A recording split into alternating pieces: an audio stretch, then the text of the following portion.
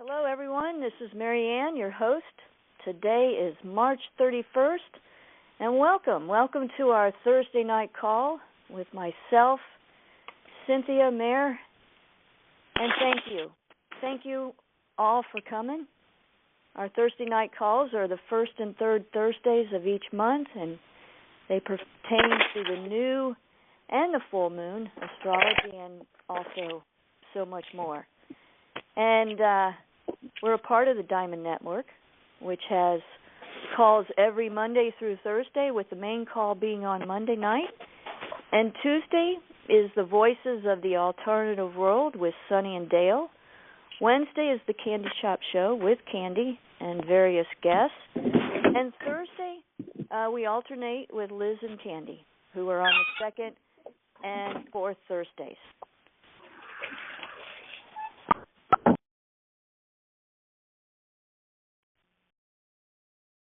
And all the information is on the site. So the site is diamonds with an S, forever31.blogspot.com.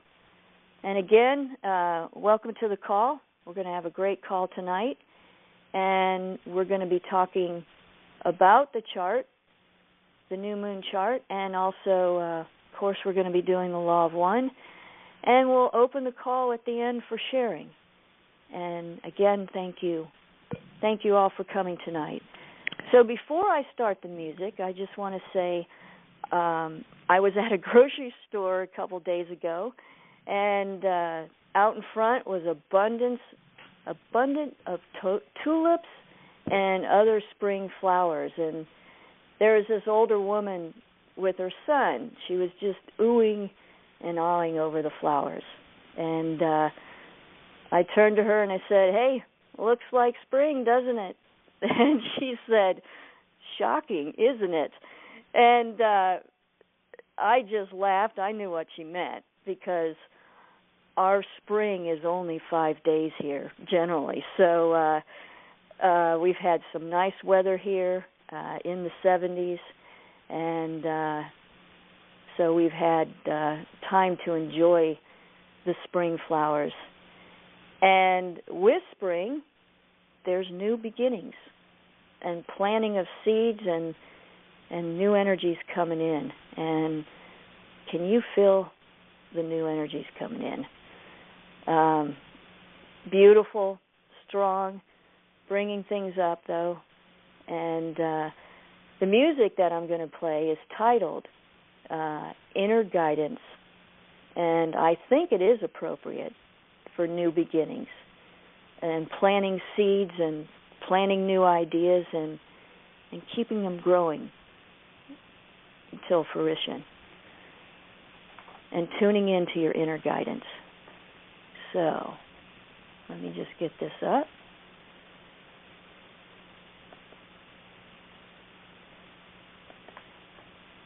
All right.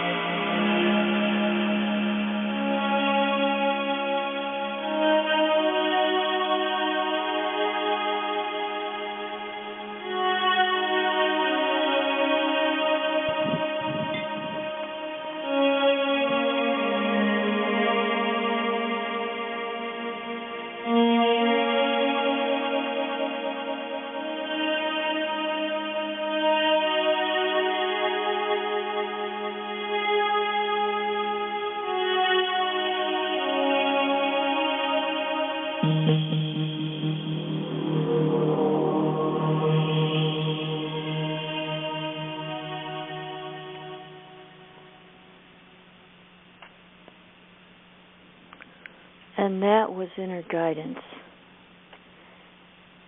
And Cynthia, why don't we start off with the Law of One? Okay? I'd love to. All right. Mayor, would you like to lead that? Can you star 6? Sure, I'd love to. Okay. We'll be back in a minute, Cynthia. Okay. All right. Go ahead, Mayor. Okay. I call in the living flame of divine love to be with us now, and I call in universal consciousness to be with us now, and our own divine, immortal Christ itself to be with us now. And I give thanks for all influences within us and upon us at this time, because we are all one. And when one is harmed, all are harmed. And when one is helped, all are helped. Therefore, in the name of who I am, and I am one with all there is, I ask that only the highest good of all concerned happen, and I give thanks that this is done. So be it, and so it is. Thank you, Mayor. Cynthia, do you want to go to Misty right now? Did I want to what? Do you want to go to Misty? Let me just make a comment here. Yeah. In reading yes, I do want to go to Misty. And Misty, I would like you to do a one-card reading, if you will. You so kindly said you would, and oh, my heart is so grateful.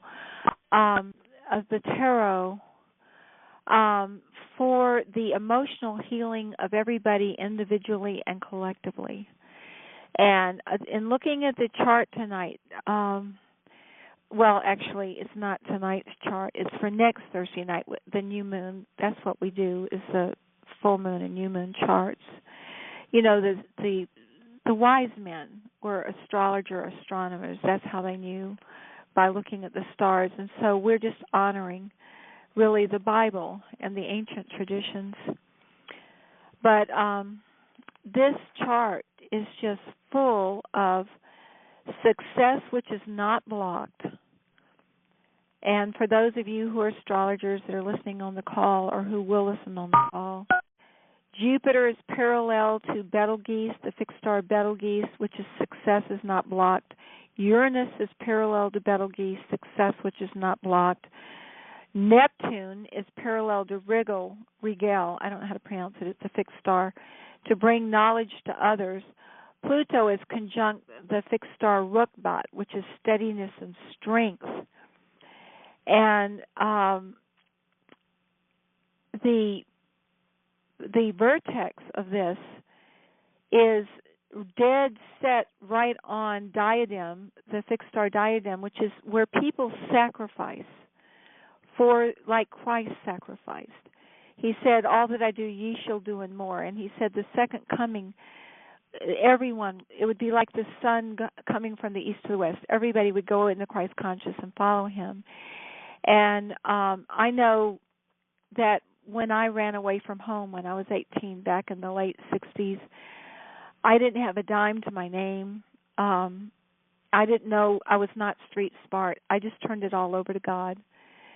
And as far as I knew, I was going to end up dead in a few weeks, or raped, or God only knows what was going to happen to me. But I didn't care. I mean, I did care, but I knew I had to go. And I just turned it over to God. And Mayor has had a friend, a very good friend, a friend of mine too, who's going to help get out more angel music to protect people's privacy. We're not going to mention any names. Who was dying, and we prayed, and he's not dying anymore.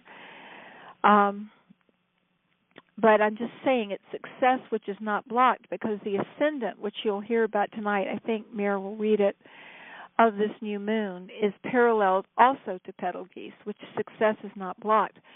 So you have success which is not blocked, period. It's all over the place. And you have steadiness and strength. And then you have something very interesting. the vertex, which I was about to say, is conjunct diadem, which is the fixed star where you sacrifice yourself.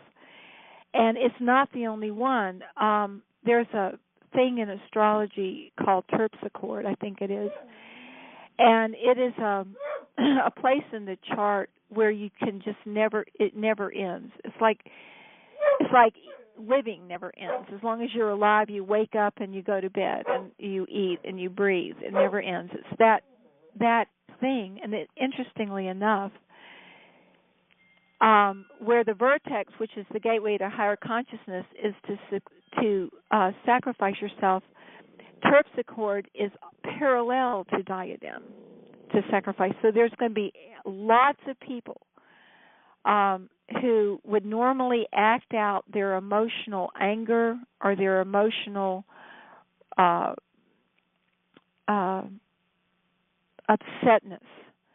their fear. They might do it by taking their own lives. They might do it by turning in a neighbor that they don't like and getting them in trouble, or paying back another gang, or hurting people in another country for whatever reason, or firing an employee or something, because there's some issue there. There are a lot of people who are going to be sacrificing the emotional release of acting out emotions that would hurt. They're going to sacrifice that, and they're going to heal that, as you will hear tonight when Mare reads the Rising, and as we read some of the other things. So that sacrifice will meet with success, which is not blocked. In other words, those who are like the great heroes of all times, like David and Goliath, like the Christ, like the Buddha, like the great heroes who overcame seemingly, especially emotional odds, like the great scientific inventors did. They overcame institutionalized prejudice. I mean, back when Galileo was alive, he was put in for discovering the Earth was not flat. Of course, they're trying to bring that back in. They killed him for even suggesting that the Earth was round and not flat. And now they're spending billions of dollars of disinformation. They're actually getting light workers to believe that the Earth is flat. And I smile because I know how they use mind control. I know how they have it down with patented things through television things. And those of us who are falling under the mind control that the Earth is flat, most of us that would fall for that are highly suggestible. And as you talk to any hypnotist, will tell you, you can't hypnotize everybody, but you do look for people who are highly suggestible. And we're highly suggestible because we hear God. We pray. We hear the plants. We hear the animals. We rescue them. We hear what many people cannot hear. And, you do it well enough and often enough through subliminal programming and dope us up enough with fluoride and other things, and you might get us to believing the Earth is flat, and there really are people out here who do. But that was a guy who went against society when he was a scientist, and he had a telescope, and he was able to figure out just from the movements of the stars and things, even back that far, that, we weren't flat. And there's a lot of flat earthers out there who have since done the research and are now putting it up on the web that no, this is what they're not telling you. This is just partial truth. It's not really accurate. So anyway, it's just like when you look, if you stand on a railroad track that goes straight off in the distance, it looks like the rails meet in the distance. It really does. And if you take a picture of them, those lines meet in the distance, but it's perspective. If you actually walk down the rails, they don't meet. Believe me, that train would not run if they did. But anyway, so back to you. for the card reading, because the mystical path of a chart is the rising sign. And I tell you what, Mare, would you read the rising sign out of your book? It's 20 Aries. Yes. And yes, then, Misty, would you do the reading on it? Would that work for you? Okay. Who yes. do we want? Okay, I like it. Let's go for it. Let's do Who it. do we want first, Mare? Yeah, Mare, if you'll read Hahadu. Okay. Okay. Hold on, Misty. Let me make sure I'm off of speaker. Okay, here we go. Hahadu, 20 degrees Aries, the angels of advanced water and emotional command. Beloved, all the 5 elements are populated by intelligent beings. The beings of Akasha represent omnipresence with qualities and quantities of divinity. The beings of fire represent will. Those of air represent thought. Those of water represent flowing feelings. And the beings of earth represent senses and weight. Each being of each element is a conscious individual and plays its part in the symphony of creation. In the constellation of Aries, impulses of cosmic love birth new realities on all these levels of pure being: will, thought, feelings, and sensation. A person who functions as a victorious messenger of love works cooperatively with the beings of the 5 elements to bring about new conditions. Because changes in emotions produce changes in physical form, commanding one's personal feelings and merging with the divine, along with working with entities of the feeling realm, are keys to victoriously overcoming of old conditions on earth and bringing in the new. Beings of the water element, the undines, are conscious beings of flowing feelings and have tremendous power of magnetism. As a child of light, communion with undines, there are almost no limits to the gigantic powers of magnetism that can be produced by working together. The angels of Horus, 19 degrees Aries, introduce this attainment. And those angels are the angels of water rulership. Once a person of love excels with these angels, it is time for us, the angels of Hahadu, to further teach the mysterious mysteries of feelings, the water element, and the beings who inhabit this realm. We encourage you to avail the meditations as well as the processes to heal old wounds, to clear your being so you can access this level of power and communication with all creation. H, the first letter of our name, is the power of the word. H represents the virtue of invoking and activating any of the divine virtues at will, according to inner guidance. Once you have absorbed and encompassed the letters with their divine virtues, then whatever feelings and consciousness you wish to manifest on the physical plane are possible, especially with the aid of the beings of the 5 elements. In the realm of feelings, undines, beings of the element of the water, are ready and willing to assist. This is our area of expertise. Hahadu, the angels of advanced water and emotional command. Thank you, Mare. Now, if Misty's available, I'm going to open the line up for 1 moment. Amen. Okay, Misty, if you're still here, please *6 and come on in with a Thank you. card reading. Good. Go ahead. Can girl. you hear me? You're loud and clear. Wonderful. Well, I shuffled the cards while we were, praying the Law of One, and especially with Cynthia's intentions. for healing.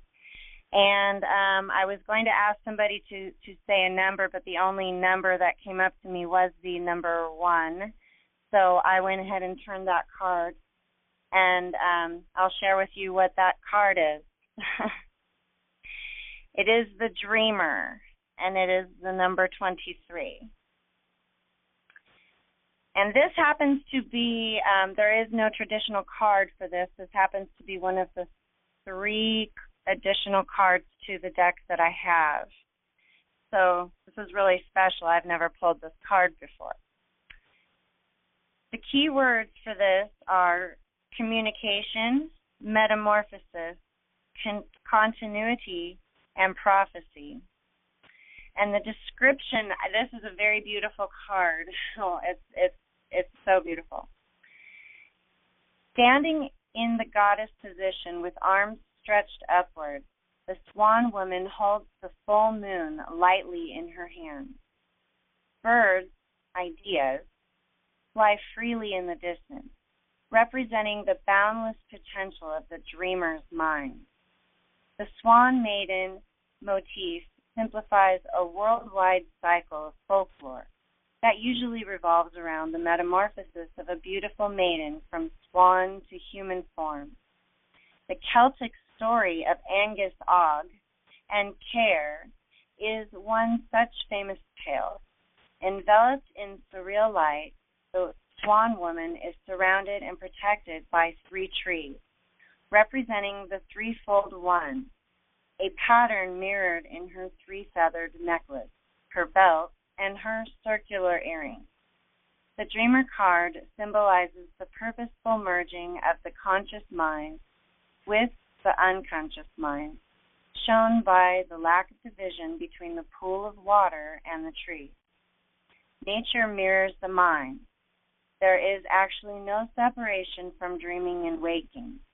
All is connected in oneness, and there exists an ever-flowing, collective well of energy that every dreamer can tap into. The prophecy for this card is this: a time of deeper communication with all of the parts of yourself. The Dreamer card signifies the release of your true spirit and dreams coming to fruition. You find no division between dreaming and waking, and just as you remember what you did yesterday, you begin to clearly remember what you dreamt the last time you slept. This is a card of conscious and waking dreams, and also may indicate precognitive or clairvoyant dreams. Pay close attention to what appears in dreams, and then what appears while you're not dreaming. Notice all the similarities and differences. The Dreamer card represents lucid dreaming and dimensional dreaming, which naturally lead to metamorphosis and shape-shifting. Be very mindful as to what and how you dream, as dreams have a way of coming true.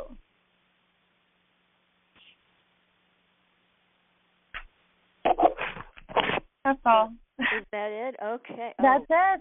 Wow. Wow. Thank you so much. That was absolutely beautiful, and it feels right on. I'm going to... Cynthia, do you want to I definitely have a comment. I'm going to Oh, my God, do I have a comment? Beautiful. Number 1 is the number 23, and that is the secret number of the occult. Perfect. Yes, indeed. And listen, back in the day, and by the way, there's some very famous, well, to me, famous people coming Sunday. So if you would all hold that in your prayers, that all goes well. There's a lady who owns a dance troupe, and there's another guy who was the producer of Linda Ronstadt.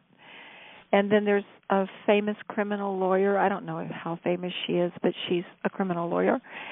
And a lady who owns an intentional community who is also a bee shaman. But they're coming, and we're doing ceremony here for the new moon on Sunday. I'm going to change the mode.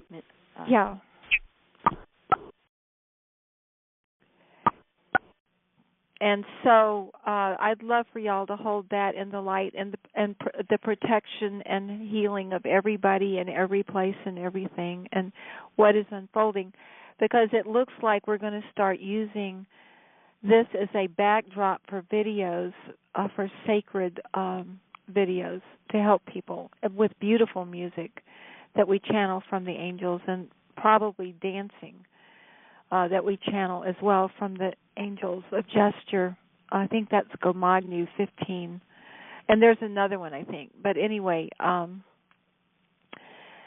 back to the 23 thing. Back in the day, I guess it's 1973. No, when was that? That was, oh boy, I don't remember exactly when it was. I think it was earlier than that. Maybe it's about 71 or 72. But I was supposed to meet Buckminster Fuller and do a painting for him. He wanted a painting. And they were going to fly me out. He had a place in California on the beach, I think. But before I could go, I had to read a book. They said he would talk to nobody, not queens, not kings, not anybody who had not read the book. And I said, well, my goodness gracious, what's the book? And it was a book called, trying to remember the name of it. It might have been The Cosmic Trigger, but I'm not sure. But it was a book. But the book was about the number 23. It was the weirdest thing. The first half of the book, I'm going, why am I supposed to read this? But then when it got into the second half of the book, I understood. It's about how there are 23 chromosome pairs in the human genome. There's 23 degrees in the ecliptic. There's 23 years in the heliopause, which is the expansion, contraction of the sun. And it goes on and on and on. 23 is like this key number. And then at another time, a few years away from that, I heard that was the secret number, not only of the Black Lodges, the ones who do the dark occult, but also of others, at least from what I read. And so for you to pick the number 23 tonight, which is the number 1, oh my God.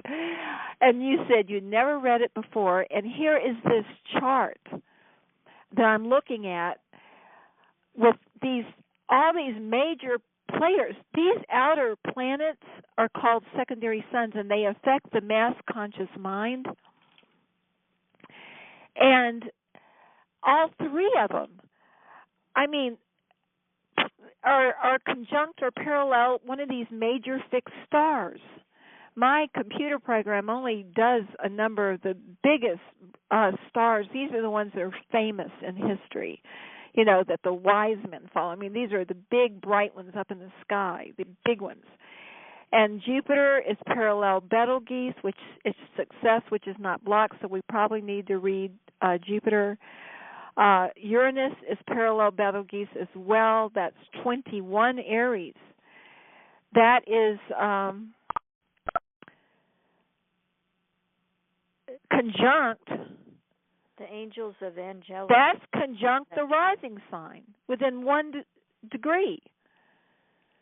My God, I'm just noticing it. The way this thing is printed out, I didn't notice it at first. And listen to this. The part of fortune is conjunct the rising sign, and so is the sun and the moon. The rising sign is 20 Aries. The sun and moon are 19 Aries. And the part of fortune, which is the luckiest place in the chart, is conjunct exactly what you just read. What the mayor just read. And then 1 degree away is Uranus. And Uranus is parallel Betelgeuse, which is success, which is not blocked. So I'm going on record as saying to everybody out there, please listen. If you can listen to this call, fine, online, or if you're just listening with your superconscious conscious self and your subconscious conscious self, if you will sacrifice the quick satisfaction of doing whatever you've done that makes you feel bad, if you are in a job that things are not happy in and you want to quit, but just to get that relief, but you have no way of supporting yourself or your family, instead of going in there and quitting your job, call in divine intervention for all people who are in jobs that are not fulfilling to their souls. If you are about ready to go bomb your neighbor because you're in a military force where you're getting high pay or low pay, and you're doing it either because you're getting high pay or because you'll be killed that you won't if you don't, or because you really believe in your cause. You know, when one is harmed, all are harmed. Let's resolve this peacefully. Christ said, what you do to the least of these, you do it unto me. So no matter how low you might think a person is, what I learned at the VA Medical Center, where my husband ran the PTSD clinic for a number of years, is that you can take the worst criminal, and if you go into their childhood and what happened to them and what made them that way, all you can do is pray for them, because your heart goes out to them, that they're even alive. The fact that they're out there doing destructive things is no wonder. I mean, they did a research thing on women in jails for violent crimes, and I think 80% of them had been premenstrual when they committed the crime, and they were deficient in calcium. And a woman needs 400 times more calcium when she's premenstrual than normal or a man ever needs. And they shorted out because calcium is a precursor of neurotransmitters. They literally couldn't process during that time. So rather than put them in jail for years, away from their children and their home, where they may even be abused, they needed to get their blood work done, they needed to get the proper supplements, and they needed therapy. And sure, redress needed to be done to the violent crime, of course. But locking them up in jail is not going to be a solution to anybody. It just further traumatizes everybody. Of course, it makes the prison people make a lot of money. They get $30,000 a prisoner from the federal budget. But anyway, we won't go into that right now. That's all being exposed. But the symbol for the partner, whether it's a close business partner or a spouse, is conjunct the fixed star Acrux. Again, excuse my pronunciation, which is being focused on the physical world. And then you have Hygeia, which is the aspect of being the healer, one of the aspects. Chiron's another one.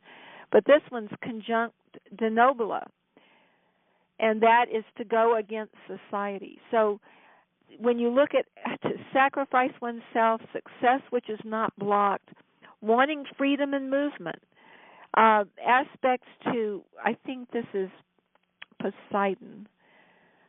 Some of these symbols are just, I have a hard time memorizing them, is conjunct Althena, to have a mission. There's another one, victim or savior. Another one, fruitfulness. Another Acrux, which is conjunct, focused on the physical world. And here's a big one. This is trans-Pluto. This is a biggie. It's conjunct Regulus. And that is success if revenge is avoided. And the Black Moon Lilith is conjunct Arcturus, which is a different approach. So this chart for this new moon coming up in a week is saying to everybody, and everybody's getting it because everybody's affected by the moon and the sun. A lot of it in the dream time. That thing she just read about dreams, when I studied with, if any of you have read Carlos Castaneda, I studied with his first cousin. Okay, Carlos Castaneda was a pen name. The guy's name was Jack Shockley, who wrote the books, and his first cousin taught me. And I forgot what I was going to say. Darn it. Just thinking about them, I just went to a different place here. So let me turn it, but anyway, what was I going to say? It'll come back to me here. Oh, God. This is embarrassing. I forget. I tell you what, I'll interrupt when I remember. Why don't you read an angel message? I just had a senior moment here. We can read let's read the sun. We just read the rising sign, which is the mystical path. Now, the sun is what your spirit is doing, and the moon is what your soul is doing. The spirit is your will and your mind, and the soul is your emotions and your physical body. And the moon is, where are you, moon? There are 19 Aries. Okay. The moon, that's right. Excuse me, I'm back at last Thursday with the opposite moon. Yeah, they're both at 19 Aries. So the sun, your will, and your spirit are both at 19 Aries. So we need to read that next. And then we need to read 21 Aries, which is where Uranus is. Okay?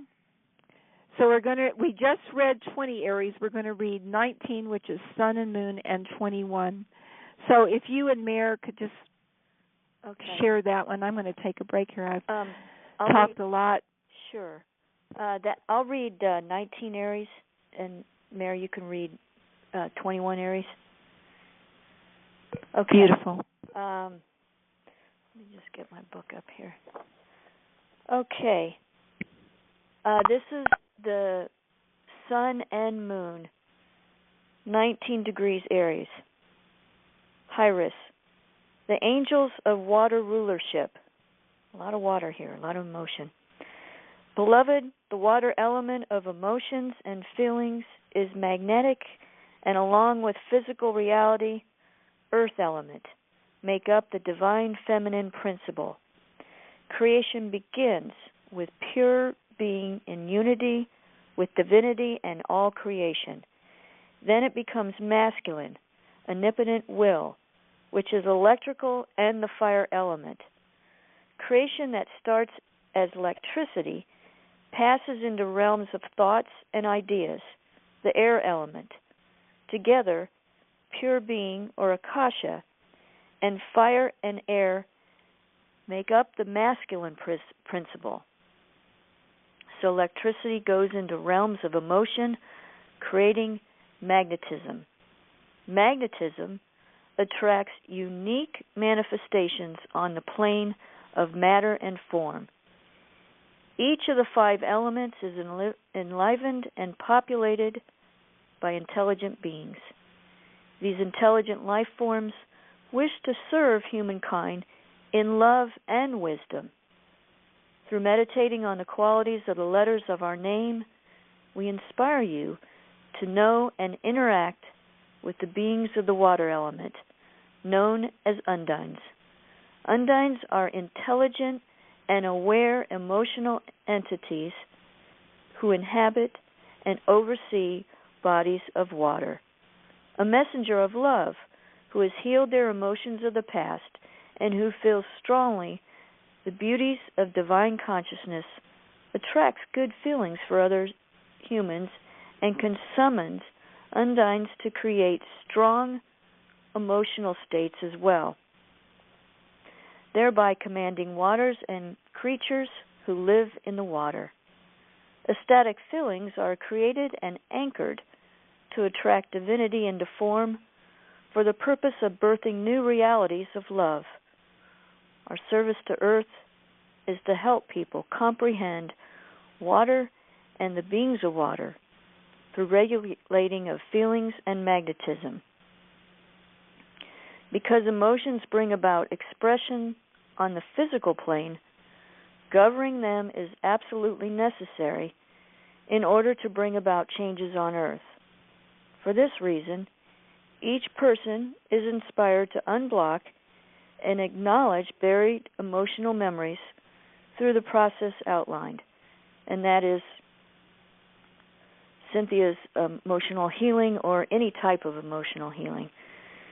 Everyone has a finite number of traumatic experiences that must be healed. Once a sufficient number of these early wounding events are dealt with successfully, a person has an easy time attuning to ecstasy in meditation. In this way is becoming one with and command of the water element attained. And that is 19 degrees Aries, Iris, the angels of water rulership. Let me make a comment on that. Our brothers and sisters who incarnated into the dark families and into the families who innocently got hired by their companies and so forth, as you know, vast amounts of money were put out so that our children see violence in their cartoons. There's subliminal programming used to make people want to act out emotions, and the hero is the guy who can kill the enemy. Even in Mickey Mouse and Superman, it was always war. It was always good guy versus bad guy, and then all they have to do is tell us how bad the other guy is, and we leave our families, our children, we go out there, risk our lives to kill, for noble reasons, right? That's how we're programmed. And so you can see why we've had so much violence on the media and why we've had war after war after war. They make their money with war. They create war, and that's what's going to come out, and it is coming out more all the time, how all the wars going back hundreds of years were fake. They were being run by the same people, both sides, and making money off of. So there's all of us have to be healed, including them. I was in touch with a lady who had escaped from that system, and she said that as children, like, they're given pets to love and bond with, and then they're made to torture the pets, and they're put in cages, and all kinds of horrible things happen to them as children, and children are too young to process this stuff. And they go through all kinds of stuff, but she said there were 13 schools they went to. And the first one was when they were very young, where they have to learn, basically to be a psychopath and to harden up and to split off into multiple personalities. It's very, very scientifically done. I mean, I've met a few of these people. They'll get a phone call and somebody will say a word, and it's a hypnotic suggestion, and they'll go out and kill somebody, and then they'll come back and have no memory of it because they've been programmed not to remember. It's a different self. But she said they went through these 13 different stages as they aged, and that the very last school, the 13th school, was one on diplomacy, where they had to learn, the fork goes here, the spoon goes here, you always act polite. Diplomacy, so these people could go into politics, they can go into the religious institutions and act the act, impeccable. Politeness, good manners, they know how to dress, and that was their last graduating school. And these people can heal these traumas. In the VA, some of the worst traumas you ever heard of. And these were war traumas. They happened, usually around 18 or 19 years old. But their wives and children were traumatized too. I mean, these guys would wake up in the middle of the night having a flashback. Their kids were wearing pajamas, right? Well, guess what? The pajamas look like what the Viet Cong were wearing. They'll have a flashback and shoot their children.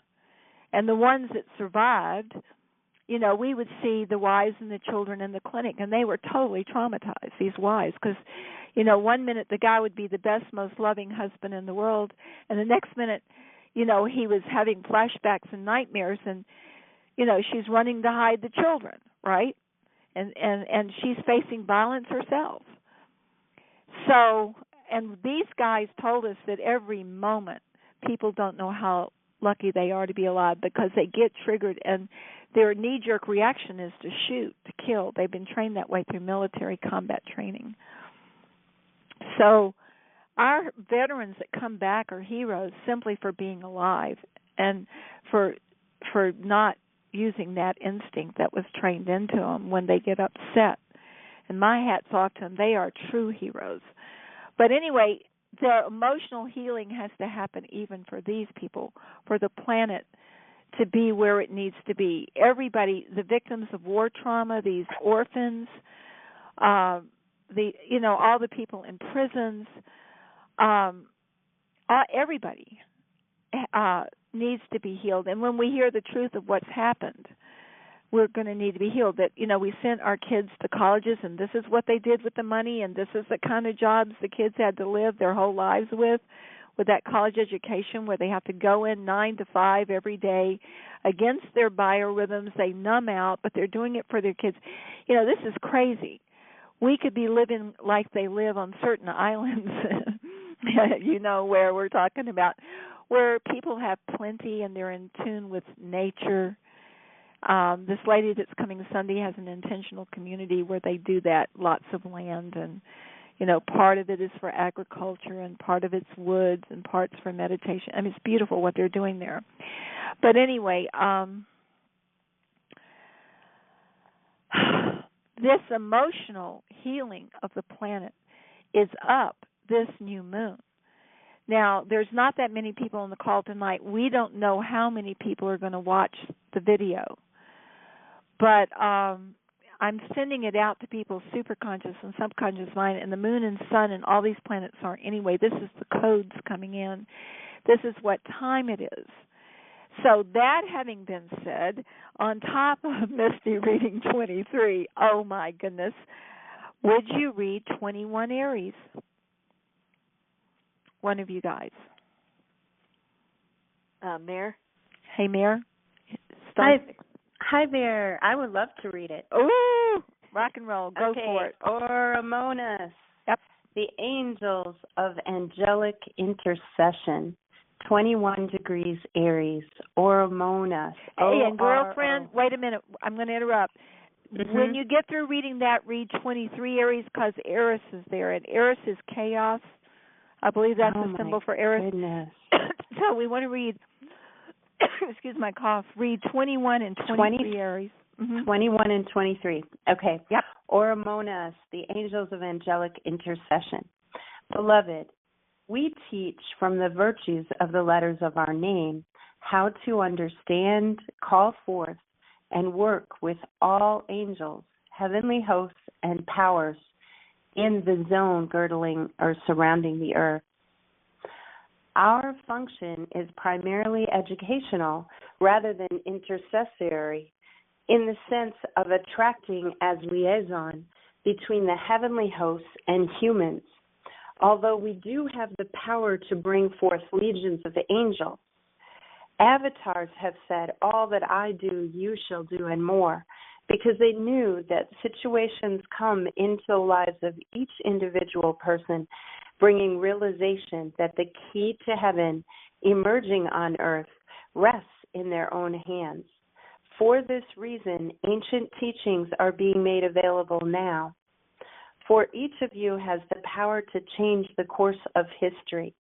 One person meditating on the divine virtues and calling forth the help of the heavenly hosts can alter everything for everyone.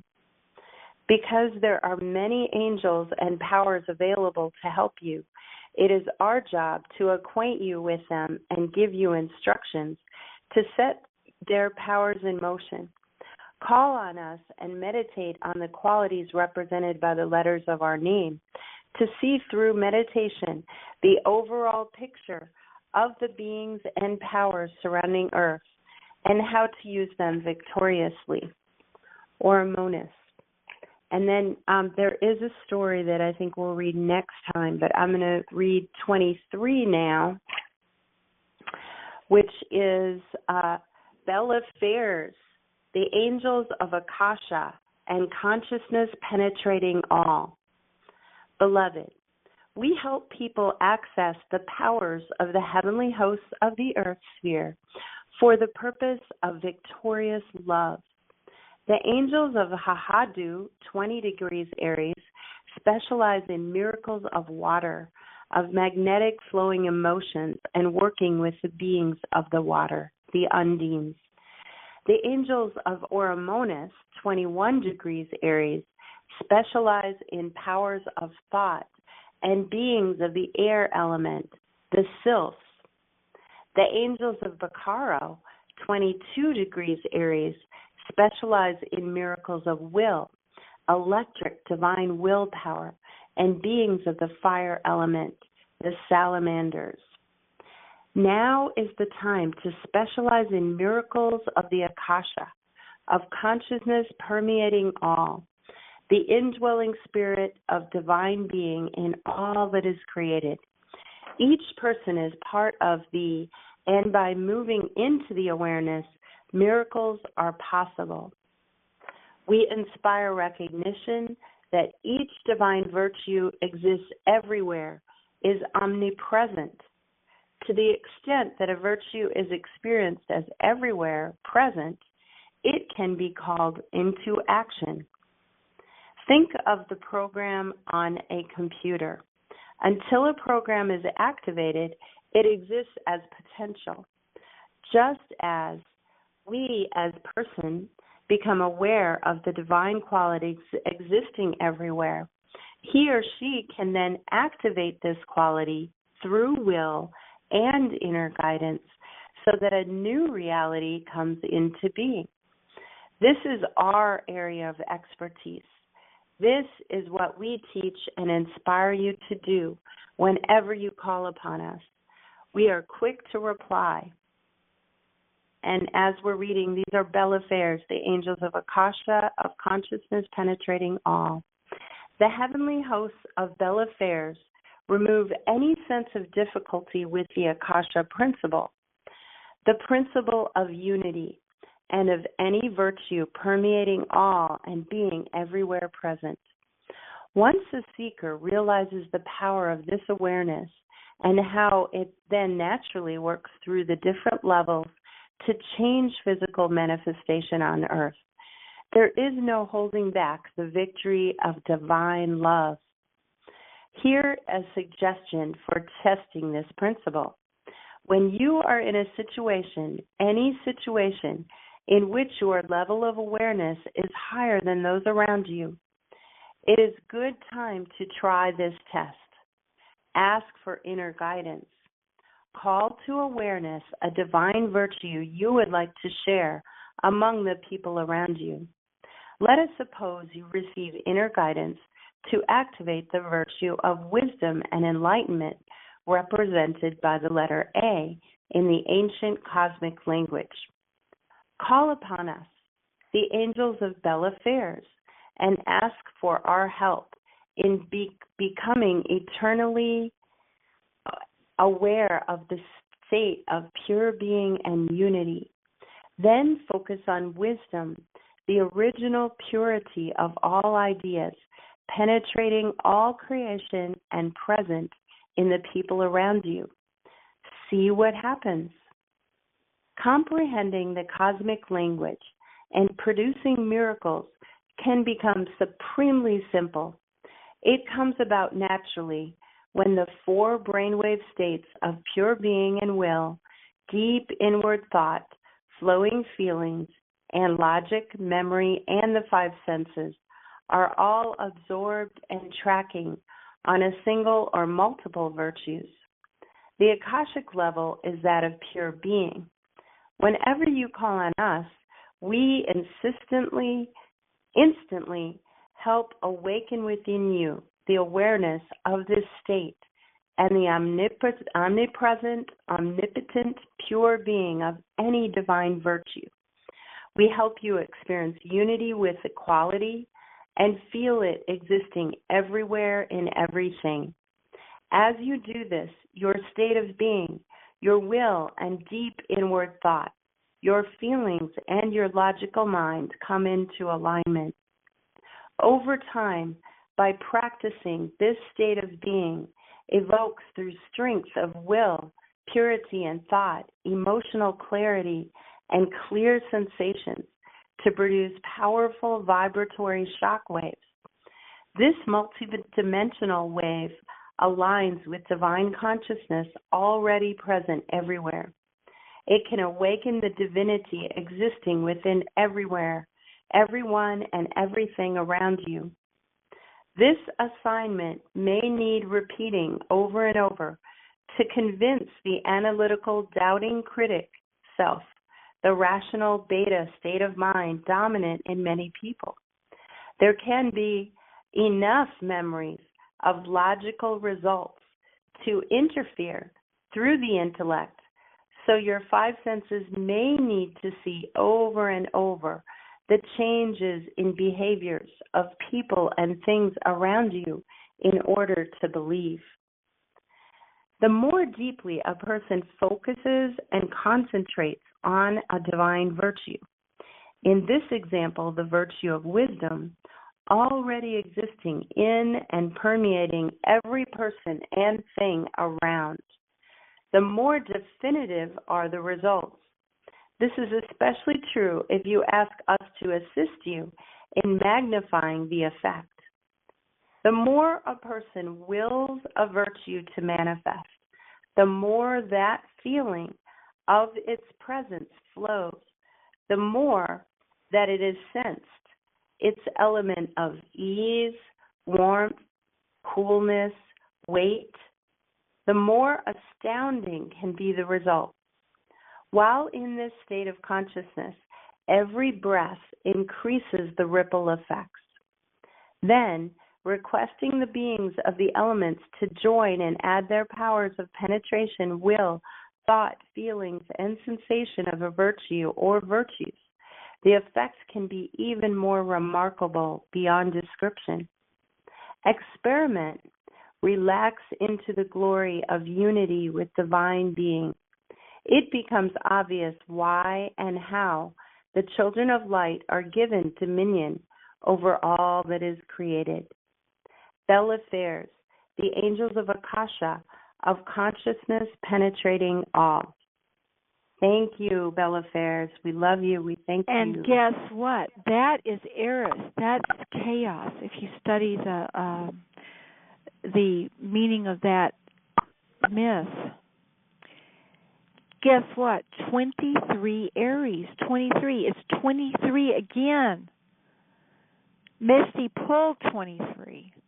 She's never pulled that card before. And this, listen to this. Aries is 23 Aries. Uranus, which is divine will, omnipotent divine will, was Oromonos, which is angelic intercession. And they were with me when this book was written. You know, I was under their tutelage, and they got through to me, and believe me, if they can get through to me, they can get through anybody. I could tell you way too many tales on that one. And then you have the part of fortune, at advanced emotional and water command. And what is it that they're poisoning in the water? They've got fluoride in the water. They're doing it with chemtrails. They're dumping it in the oceans with radiation from Fukushima. And Candy on the Candy Shop call is working with Kashi, and I found out, if what we're hearing is true, that they're using his inventions to clean up the radioactivity, and we can clean up the whole world with it, the plasma. And scientists are now admitting that plasma is real. And Kesh said that the heart produces plasma. And the heart is the first organ to develop in utero. And it puts out an energy field 5,000 times stronger than the other chakras. And in the Jewish menorah, the 7 candlesticks, there's 3, and then 1 in the middle over the candlestick proper, and then 3 more. And that candlestick chakra is the 4th one in the middle, and that's the heart that produces an energy field 5,000 times stronger than any of the other chakras. So if you're in your head wanting things and you want it to really work, you have to make what's called the longest journey any person ever makes. They say the longest journey any person ever makes is from their head to their heart. And see, they have so traumatized us. We've been so traumatized on this planet that we've shut a lot of us, our hearts down, and we're in our heads. Because when our hearts are open, we got wounded as children when we didn't know how to protect ourselves. And what we didn't realize as children that we can realize when we do our trauma clearings. And by the way, you can get the trauma clearing form for free. Download it at spiritussanctus.com. I suggest you print it out. Keep it on hand. Use it when you get upset, or if somebody else is upset, like if they are suicidal.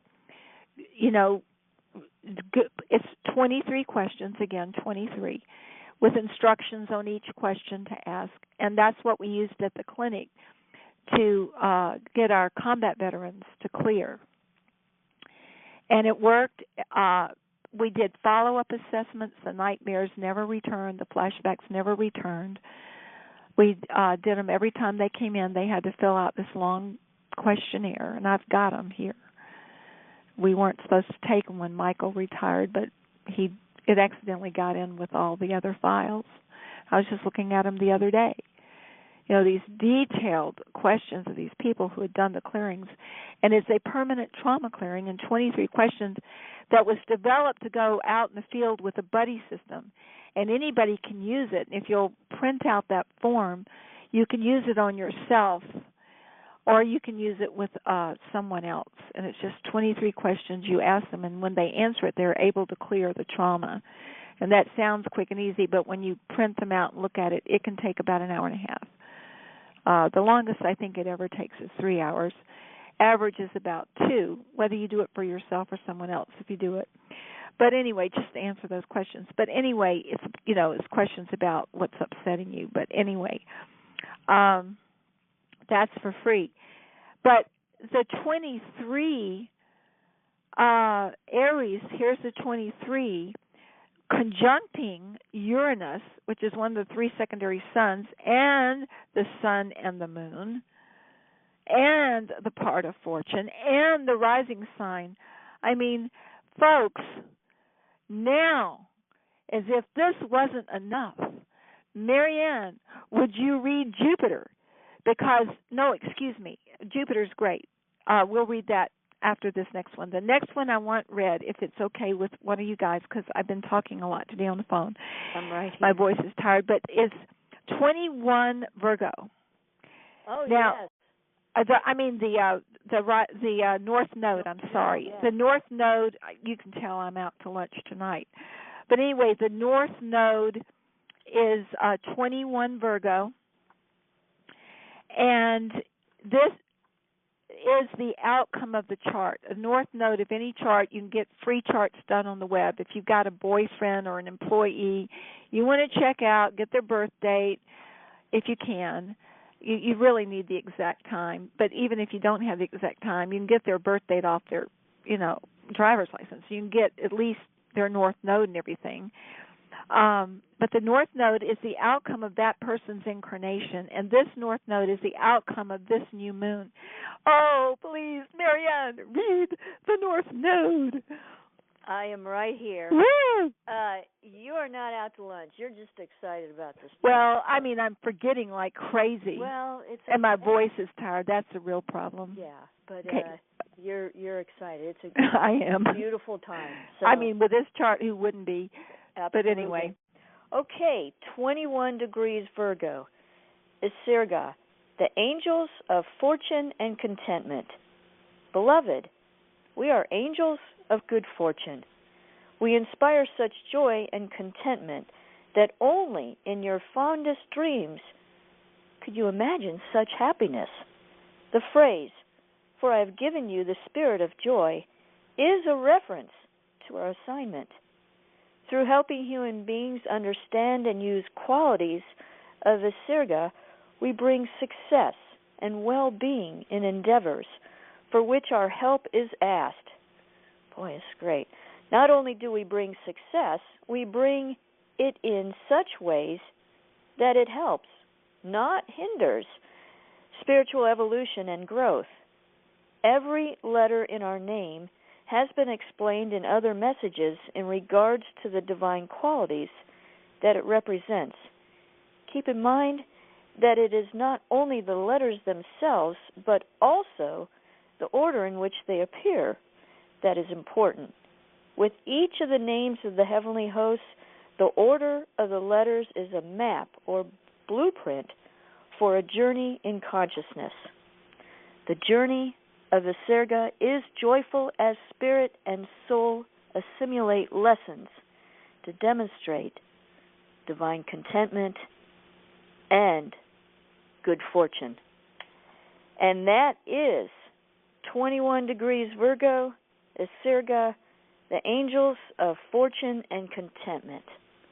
And back to you. Boy, that's beautiful. I mean, can anyone find any fault with that, I ask you? Raise your hand. I don't think so. Fortune and contentment that helps, not hinders the spiritual path. I mean, these people working in the dark have had tons of money, lots of power, any sex they want of any kind, and you know that. Mansions, cars. I mean, but it didn't help them because it was hurting others and because of the quantum field. And they proved this. There's a good book called The Divine Matrix. I mentioned it last week by Greg Braden. And he is a scientist. He worked for NASA, okay? And he quotes the research, and he quotes the books you can read, and the researchers who did the experiments with these big particle accelerators. And they know that emotions determine the outcome of the experiments, the emotions of whoever knows about it. And so governing emotions on this planet has been the key to who wins the planet. And because of quantum physics, if the planet goes, they go too. Now, they had a myth that they could go underground or they could go off planet to Mars or to the moon or go through interdimensional doorways to other realities. And what they're realizing is, oh, my goodness, it looks like, our underground facilities have been found and closed. There's these galactic people showing up quarantining so we can't get out. People right and left are going over to the light side. And so even though they've had all this success, ultimately it's come back and bit them in the hock because what goes around comes around. It's cause and effect. It's karma, man. And so this is success and contentment. This is not only success but contentment that doesn't harm your spiritual path. And it's there for everybody, including them. Even the worst criminal can be forgiven. When Christ was crucified on the cross, whether it's a symbolic story or actual or both, he said to the criminal next to him, he says, I will meet you this day in heaven. He was forgiven. Christ came to teach us to forgive. And guess what? We have to forgive ourselves first. Charity starts at home. There is a famous saying, I think it's Walt Whitman, but I'm not sure. If a man is true to himself, he cannot be false to any man. And another one is over this famous old temple, know thyself, man, know thyself. So we know ourselves, we know our good, hopefully, so we can see the divine in us. We can call that forth, which is what all these messages is about, because the divine in us is us, absolutely us, but it's also one with everything. Christ and the Buddha, all the bodhisattvas, they're saying they're going to stay in incarnation till the last sentient creature is enlightened. They're all here for that. And there are tales now coming out of people who are thousands of years old. They're coming out of the woodwork. Now if somebody's 120, we think, oh, boy, they're old. No, they're not. Not compared to some people who are smart enough to, stay in their burrows when the going is a little weird and camouflage themselves. But they're coming out because the Battle of Armageddon means the time when everything will be known. That's the good and the bad. I've said that many times. We're going to hear all the bad, and we're going to see all the good. We're going to see all the dirt in our backyard, and we're going to stub our toe on the diamonds. The diamonds are in our own backyard. There's a whole book written about that. It's a fiction, but it's an allegory. And I forget the name of that. I'm sorry. But long story short, the healing of our emotions, individually and collectively, is the key to fortune and contentment that is good for us. It doesn't jade us. It doesn't make us use people. It doesn't make us destroy our environment. It doesn't make us sell our cow for less so Farmer Jones can't sell his cow when we have plenty of money and his wife and kids are hungry. We want Farmer Joe to sell his cow and get the money. And hopefully sell the cow to a place where the cow will be happy because it won't hurt anybody. So we're looking at fortune and contentment. Now, I mentioned Jupiter. Jupiter is the accumulated good karma of all lifetimes. So our collective good karma, what all of us collectively have done right through all our lifetimes, is coming due in this chart. That's the next one I want to have read. It's very short, I believe. Mare, could you read or Marianne, either one, 15 Virgo. This is beautiful. 15 Virgo. Okay. Yes. Go ahead. You want me to? Yeah, go ahead. Okay. Okay, Marianne, if you could be looking up Saturn.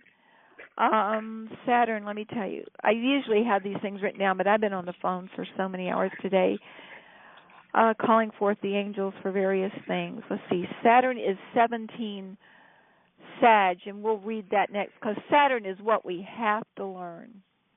And we also need to read 12 Capricorn. I'm not sure what that is tonight. I haven't looked it up. But that is that 12 Capricorn is going to be the most brilliantly lit change in the mass consciousness from this chart. And so let's read 21. Well, we read 21, which is fortune contentment. We're now reading 15, which is Jupiter. Then we're going to go to Saturn, which is 17 Sag. All right? Okay. That's the plan. Perfect. Beautiful. Okay. 15. Can you hear me? Can you hear me? Perfectly. Yeah, you're good. I have to unmute to answer because I immediately mute out when I get off. That's my pause. Okay, back to you. Thank you so much. Thank you. Okay, Akirgi, the angels of commerce, 15 degrees Virgo. Beloved, wisdom, transformation, faith, comprehension of cause and effect, true blessings, grace and mercy, success and ingenuity in business and commerce are our expertise. When asked through the virtues of our name, we ensure that business success is attained through enlightened means, through strong faith, keen attention to inner guidance, understanding of cause and effect, and attunement to grace and mercy in all dealings. Over the centuries, we have inspired humanity from the most primitive skills to the wonders of the modern age. You may call on us for help in any business. The field of textiles and paper are a specialty. At this time, we are inspiring shifts in commerce to better facilitate the highest good of all. We encourage strong conscience so that blessings flow. For example, due to considerations that are economical, humane, and environmental in nature, we are inspiring legal, business, and manufacturing systems to use hemp plants for textiles, paper, food, fuel, sustainable agriculture, paints, medicines, and composite construction materials. This plant was designed by Universal Mind for uses both sacred and mundane, and products manufactured from it are usually superior in those made from wood and other materials. When asking help and ingenuity when seeking help and ingenuity in any business, as you walk with the path of enlightenment through service in the world, call on our help, and we assist in wonderful ways. Akirgi, the angels of commerce. That speaks for itself. All this stuff about making money, I mean, the reason they're chopping down the Amazon rainforest and species are going extinct, and they're piping up the blood of Mother Earth, i.e. oil, etc., it's for money and business. But our accumulated good fortune of all lifetimes is many, many people have been in business with high integrity and morals who thought of the lowest person in the business. You know, the CEO of a company who, when the guy down in the basement his wife calls him with an emergency. She's having her baby. He'll go down there and roll up his sleeves because he worked his way up from the bottom, and he'll man it all night long so that guy can go and be with his wife. I mean, and he'll turn down money and ventures. I know someone who turned down $600 million for a patent because in getting and talking to people about the money, they saw where it was going to go. And they let the patent expire. They just walked away. And that person could use the money too, believe me, and had spent like $25,000 getting the patent. But that was back in the 80s. But there are many people throughout history, you can find them, who would take short-term pain for long-term gain. You know, they might make a business decision that on the surface looked very lucrative, like that $600 million, but they looked deeper. It didn't feel right. Maybe it would hurt the environment. Maybe it would make the employees work too long. Maybe it was a toxic situation. And they said, no, I'm not going to do it for this, and this reason. You know, I have these high principles, and they would keep trying, and they would come up with businesses that really helped people, medical practices, political practices, scientific practices, agricultural practices that sustained the environment, that kept the soil rich. You know, they would never put chemicals on their soil. They would have topsoil going down a foot, if not more. And these were disease-free plants because they were so healthy.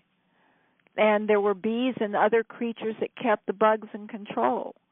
We don't need all these chemicals for the most part if we live according to the ancient wisdom in all these fields. And this Jupiter thing is saying this is the good fortune coming to bear on the collective during this time of emotional healing. Now, as if all that wasn't enough, we're going to hear Saturn, which I still haven't looked up yet. I'm very curious to know what it is, which is 17 Sag. And then we're going to do the midheaven, which is conjunct Pluto within 5 degrees. So we're reading now 17 Sag, which is also conjunct the Great Attractor, which we have covered on other calls, which is big. And then we're going to read 12 Capricorn. Okay, back to you guys. Okay, 17 degrees Sagittarius. Hearken on, the angels of orphans and exiles. Beloved, it was spoken, whatever you do unto the least of these, you do unto me. In severe destitution, when all else has been stripped away, often there is only divine presence within that sustains life. In the innocence of the downtrodden may be found the heart of God, which calls desperately for the beloved. This longing for love, the divine nostalgia, calls for enthronement of love over all else. Love is the strongest magnetic power there is. Love transforms unto itself all that is. As it gives all, so it receives all. It is love that holds the web of life, the unified field of energy together. Wisdom used this love to create better conditions for all. Whoever serves the destitute, thereby serves the one, giving and receiving a radiance that is powerful and brilliant. And each child of light is offered the chance in life to be the embodiment of compassion and empathy. Providence often ordains that we inspire humankind to travel the middle path of wisdom that unites the flowing heart of love with will. This path guides a person to create a world in which there is exactly enough for each person and creature to live in complete comfort and joy. On the sustainable middle path, there is neither overconsumption nor under-availability of the necessities of life. On this middle path, the goal chosen is that of courage, faith, love, and feeling of beauty and balance in all aspects of life. Love, served by willpower, gives birth to the wisdom that brings light into dark alleyways, into the hopeless orphan homes of desperation, into the warehouses of prostitution and slavery. The light of courage and love penetrates darkness and transforms the soul of any person who has been overcome by suffering, corruption, and cruelty. The nature of love is to give willingly. Love gives of itself. Whatever love has, it gives, and in this way receives ever more. When you are love, you have time. You give time. When you are love, you have power. You give influence. When you are love, you have goods and money. You give goods and money. When you are love, you have knowledge. You give instruction. When you are love, you have skills. You give service.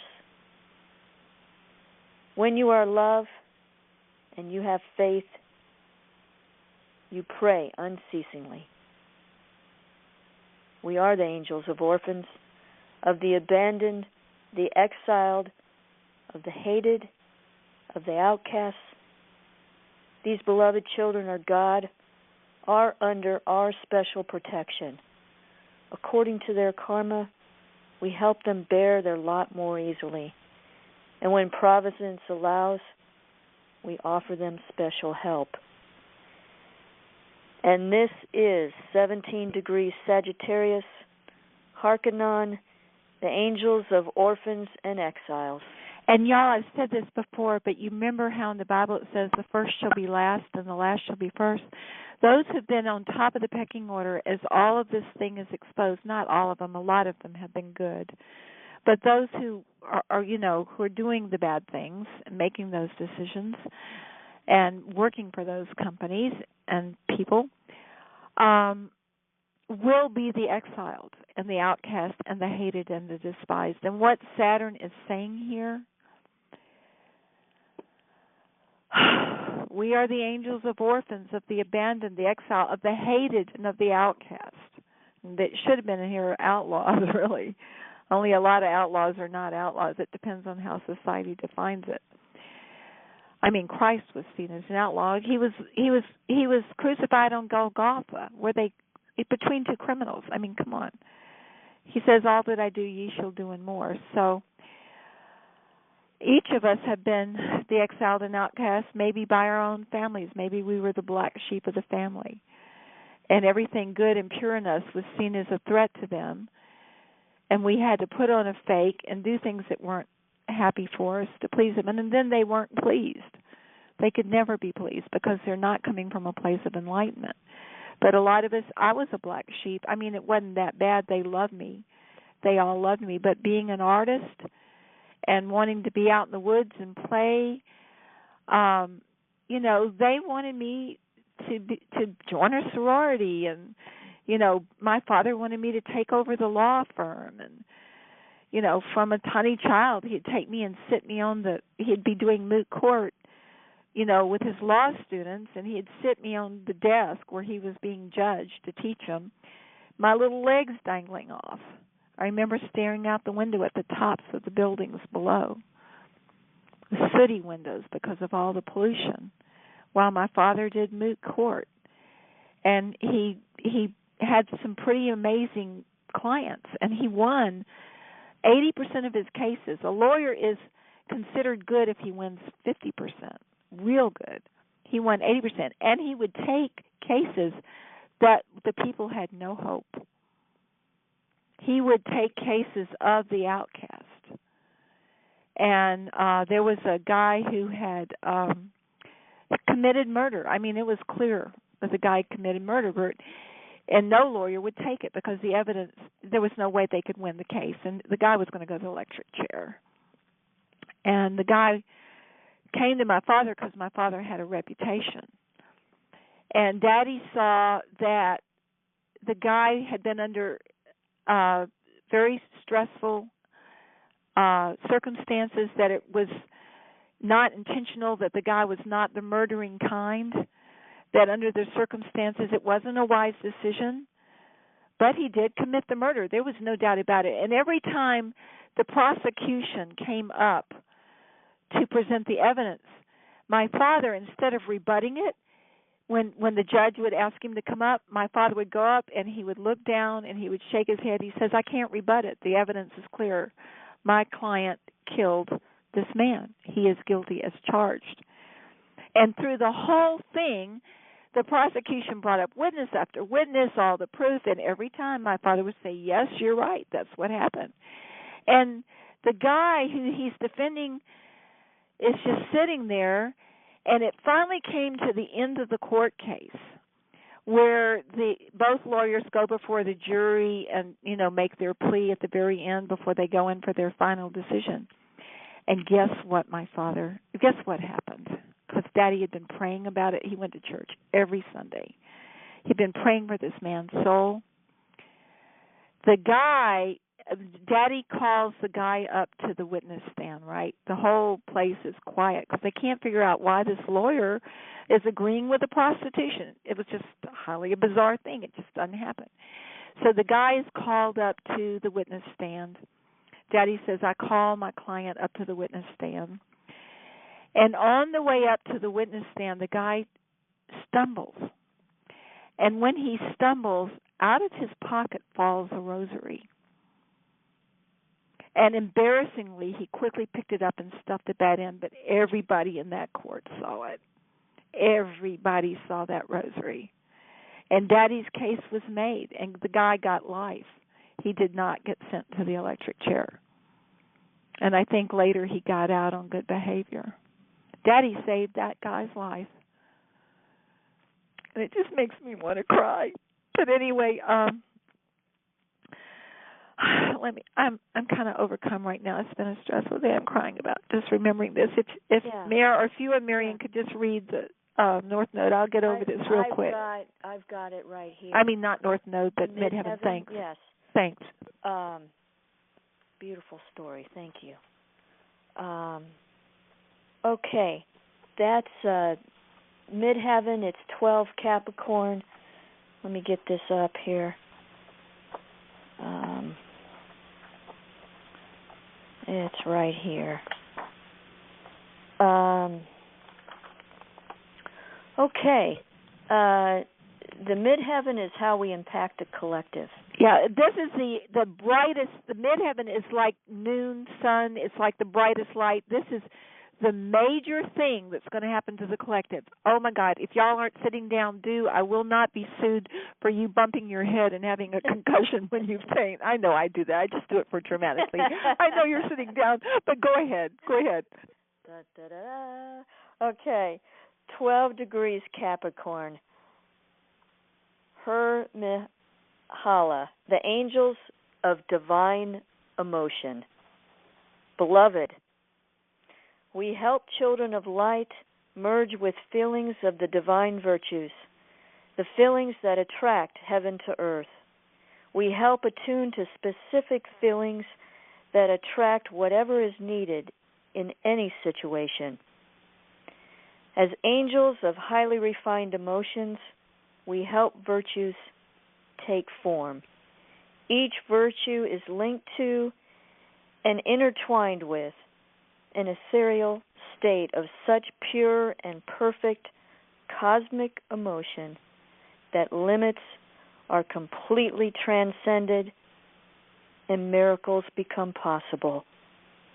Since all feelings are magnetic and attract materialization, the feelings of cosmic virtues are required to attract and maintain heaven on earth. In the time of Alpha and Omega, these high feelings are necessary A successful world server uses magnetic power of high feelings to attract specific changes, the feelings maintaining a state of enlightenment, motivation, and enthusiasm. Elements needed, whether in a person's character or in a situation that needs healing, are attracted by feeling emotions appropriate to that element, using the power of the word. Like colors in a rainbow, different graduations of energy merge gradually from one into another. The most subtle and refined energy is consciousness penetrating all, the Akashic element of pure being. When the stillness of being begins to move, it becomes will, visualization, and intent. For the cosmic Akashic element, we inspire feelings of union and oneness, vastness, transcendence, timelessness, infinity, omnipotent, omnipresence, connection, and all such, and samadhi. While the Akasha is the slowest wave pattern, will and intention is the higher end of the frequency of the delta state.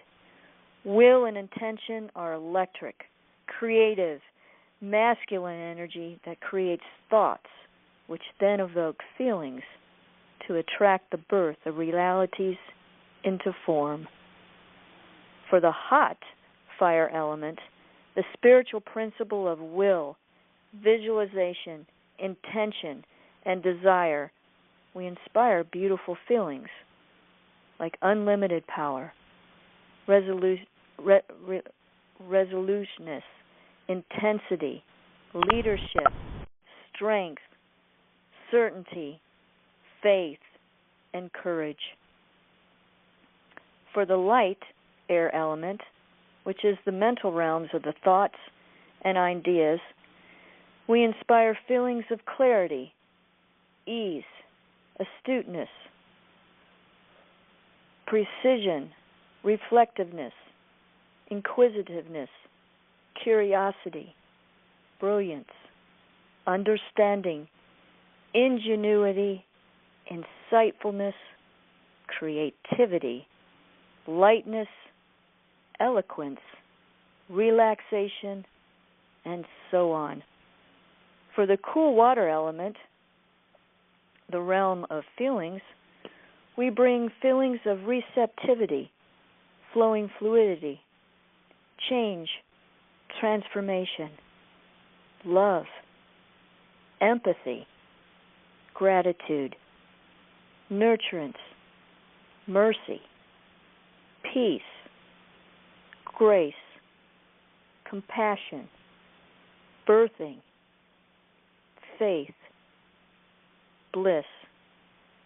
And for the heavy earth element, the realm of matter, there are feelings of responsibility, holding, absorption, ownership, groundedness, solidity, permanence, patience, beauty, appreciation, valuing, protectiveness, and cohesion. At this time, we are helping people overcome one of the greatest barriers to reaching high divine feelings through meditation. It is difficult or impossible for a person to be successful in spiritual practices and feel the emotions of divinity when they are overcome with emotional pain. The strong gravitational pull of lower emotions, when they are dominant, is a situation that has traditionally stifled both spiritual leaders and their students. When a seeker has gone into seclusion to seek ecstatic transformation, perhaps via a spiritual retreat process, and been totally unable to escape the feelings of everyday worries and stress, the reason can usually be traced to powerful emotions stemming from earlier traumas that are being stored subconsciously in the body. Becoming triggered emotionally into old painful feelings may indeed be the primary reason the seeker feels the need for doing the spiritual practice in the first place, as a way to feel better. Trying to overcome painful emotions is ineffective and usually completely inefficient, especially if the triggered feelings are tapped into powerful early traumas from childhood or gestation, conception, or a difficult birth. This happens quite often. Unfortunately, many gurus urge the seeker to try harder, to exercise greater control over these lower feelings by dint of will. This advice is self-defeating because the lower emotions become coarser and heavier, exert stronger vibratory influence, then do more refined lighter spiritual states and their feelings. But the fact that they are in one's awareness, exerting such a powerful influence, indicates it is time to heal them. Bypassing or suppressing them is similar to deadening the pain of physical wound instead of cleaning it out and allowing it to heal. In a battle for the seeker's attention between higher and lower emotions, the lower emotions win every time, especially if they are strong. Whenever anyone is trapped in feelings of betrayal, pain, anger, fear, greed, cruelty, selfishness, lust, hopelessness, destruction, and so on, the seeker has two viable options. One is to process the feelings, and the other is to ask the heavenly hosts for help. It is most desirable to do both. The first and best intervention is to acknowledge and express the triggered feelings in a safe and non-destructive way, choosing to love them unconditionally instead of fearing, resisting, or feeling guilty about them. Love itself is the greatest transformational power there is, and feelings transform quickly compared to any other way when they are exposed to love and empathy. This type of unconditional, encompassing love works the same way with one's feelings as it does with an upset or fearful child. The child does not want to feel fear or upset. It wants to feel good. So when the upset or fearful child is loved unconditionally and its feelings respected and validated, it is natural and easy for the child's feelings to transform so that he or she feels comforted. In the same way, do all feelings by their nature seek to be blissful. Supreme happiness is omnipresent, and feelings and life naturally flow toward light when they are allowed to in an atmosphere of love instead of resistance or denial. By love and patience with wounded feelings, they naturally process, transform, and work their way through to resolution. When emotions are felt, they change. It is their nature to change and flow, being the water element. As they change, insights into the original cause and effects of the wounding events arise naturally, bringing permanent healing and greater awareness into any negative or limiting belief systems connected to them and the original events that caused them.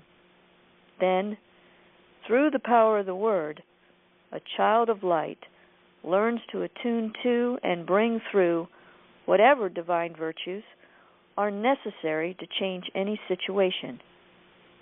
Visualization of a virtue's color, combined with feelings enlivened by intoning that musical note, along with imagined sensations of the virtue, calls forth changes in a seeker's consciousness and being, and develops needed elements in their character, and also changes outer circumstances according to inner guidance. This is the principle of attunement, which is entering the vibratory realm of the virtue. A phenomena is sometimes referred to as entering into the presence. If one way can be singled out, this is the fast track to enlightenment. As a person releases what is no longer serving the highest good, he or she learns the virtue of transformation.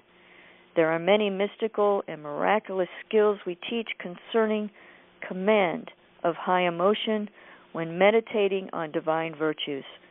For example, we have inspired practices such as those called wazifas or ancient affirmations Islam that are toned and codified different godly qualities, as well as attunement to beings who are the exemplars of these qualities. The consciousness of all beings and virtues can be assessed directly in meditation by asking for and being open to a virtue, person, teacher, angel, or guide, by being receptive to. Hey, Mayor, are you there? Hey, Mayor, hit *6 or I can read. It's 409, and I'm at the bottom. Yeah, I'm following you. Okay, go ahead. Okay, yeah, and I just wanted to say that was wazifas, and it's the mystical aspect of Islam. We've been taught a different aspect of Islam. It's the warring kind, and you're going to find out a lot of these people are double agents and have been infiltrated and mind controlled. The true Islam is like the true Christianity. It doesn't suppress gender differences, and it doesn't war for God. God is a God of love, not war, a God of forgiveness and infinite power to help people. You don't have to go kill them. So these are wazifas, or ancient affirmations that are toned and codified different godly qualities. Now the next paragraph is, the consciousness of all beings and virtues can be accessed directly in meditation by asking for and being open to a virtue, person, teacher, angel, or guide, by being receptive to and totally absorbed into the energy of a virtue such as love or faith or grace and mercy, or being attuned to a realized being who has attained higher awareness and blissful emotions such as Jesus, such as Buddha. Consciousness and feeling are influenced in a wonderful way. This is a vertical networking with the heavenly host, similar to mentorship on the physical plane, where a person works closely with a teacher and benefits from their emotions and influence directly. The more a seeker is able to completely identify with the feelings of the virtue or teacher, the greater the growth in the seeker. This is a powerful benefit of meditation. When you concentrate on and feel, you become. That's the quantum field thing, the book by Greg Brayton. But anyway, I mean, your emotions do. You see, at any moment, there's so many different things that could happen. I mean, you could walk out of the house and trip and fall and kill yourself. It happens every day. But it doesn't. Why? Because you're not creating it emotionally. You are not creating that.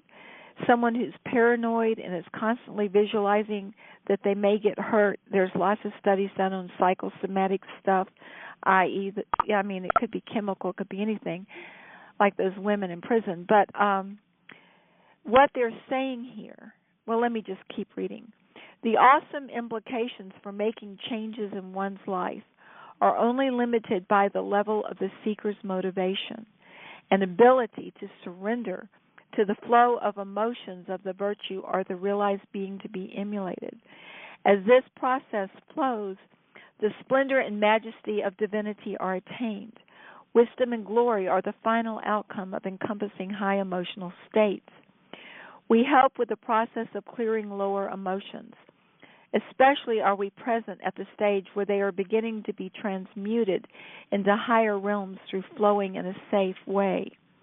We can be called on very effectively for inspiration, protection, and guidance in the process of entering heightened realms of feeling.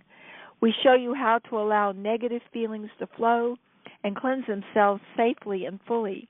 We're with you every step of the way as emotional energy is healed, purified, and lifted into lighter realms. By calling on the heavenly host and asking for whatever assistance you need, and going within to that still, quiet place of the heart, of inner consciousness and utter purity, receiving guidance and inspiration and loving all emotions with unconditional love instead of acting them out destructively to self and others or property, it is possible to rise to the most blessed state of divine emotion. Now that is the mid-heaven. And comment. Yes. Oh my God! I tell you what. Woo, rock and roll, girl. Everybody that's listening live, everybody that's on right now live, but is very, very, very blessed tonight. The ones that are going to listen to YouTube, the ones that are listening collective consciously now, you're blessed too. Yep. I tell you what, you guys, I'm going to go back and listen to this call. I've heard poems in these angels, and I tell you what, I hope through this call everybody's called on every single one of these angels, because I tell you what, now you got to trust me on this, a hint from heaven. Yes. This is a hint from heaven. These angels tonight are what we call the bullseye angels. Woo! Rock and roll. Get down tonight. Get down to those painful emotions and finally let them heal, as if your loving Father in heaven and Mother in heaven were holding you as a little child, crying and screaming and talking about the ghost in the closets or how so-and-so stole your toy truck. Just let it all out and be validated and be loved, and let yourself feel those feelings. You're absolutely safe now. You can feel it. Let me tell you, here's what I do. Here's what I would do. You can take it or leave it, throw it away or tuck it in your heart. I call on you, angels of whatever you heard. Initiate me, give me wisdom, knowledge, strategy, and understanding. And I infuse this petition with the law of one for the highest good of all concerned, wrapped in supreme happiness with maximum efficiency, minimum effort. And guess what? All of your bases are covered. As soon as you pray that prayer, any prayer like that, all your bases are covered. You can step back, stick it in the cupboard, shut it up, say thank you, and have the faith and belief it is done, and watch your life rock and roll, because tonight the bullseye angels take advantage of them. They're ready to rock and roll with you. And that's okay, I got to interrupt you, girlfriend, and with a hug, because you're right on, and we're running a little bit late. I'm done. Because Mars is at the place a place of protection for the insane. And see, when you're going through emotional healing, it's like temporary insanity. You know that, right? I mean, that's why people go to therapists. You know, they may have a wonderful job, but they're going crazy. They're trying not to kill themselves, so they get a therapist, right, so they can work with those feelings. And so Mars is we're protecting ourselves and we're protecting each other as we go nuts. So expect in this process of people healing. Remember Eris, the place of chaos, where we're going to be fine, but you've got to put on your therapist hat, learn it, or remember it from past lifetimes. Or if you're a parent, remember when you comforted your child instead of trying to talk them out of it. Hopefully you did that. And they were able to learn. If you didn't let your child feel and validate his feelings, then they're the ones in therapy, because they're still carrying it around. But anyway, that's protection of the insane. But here's this, and I haven't looked these up, but the gateway to the 8th house, which is the 10 magical powers, and by the way, protection of the insane and the Saturn one of orphans and exiles is in the 8th house of the 10 magical powers. And the 10 magical powers are evoked during times of chaos, according to the Carlos Castaneda teachings and that's what I forgot to say earlier. I was going to mention that. It's in times of chaos that our magical powers come in. And they say the way to activate the magical powers is to stay in your trust and innocence, trust the heavenly host, and trust the divine guidance within you to know what to do. And so the gateway to that house in this chart is 23 Scorpio, but it's actually 23 degrees and 46 minutes, so it's 24 Scorpio.